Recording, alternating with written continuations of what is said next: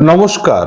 আপনার বাড়িতে যদি ভীষণভাবে বাস্তু দোষ থাকে, গঠনগত বাস্তু দোষ, তার সাথে সাথে যদি মনে হয় বাড়িতে কোনো অশরীরী জিনিসের আনাগোনা চলছে, বাড়ির মানুষদের শরীর স্বাস্থ্য ভালো যাচ্ছে না, কলহ লেগেই আছে, অভাব অনটন তো নিত্য সঙ্গী হয়ে দাঁড়িয়েছে, সেক্ষেত্রে আমি বলবো মা সর্বমঙ্গলার স্বপ্নাদেশ প্রাপ্ত 28টি জড়িবুটি দিয়ে তৈরি একটি স্বয়ংসিদ্ধ মঙ্গল ঘট আপনার বাড়িতে স্থাপন করুন।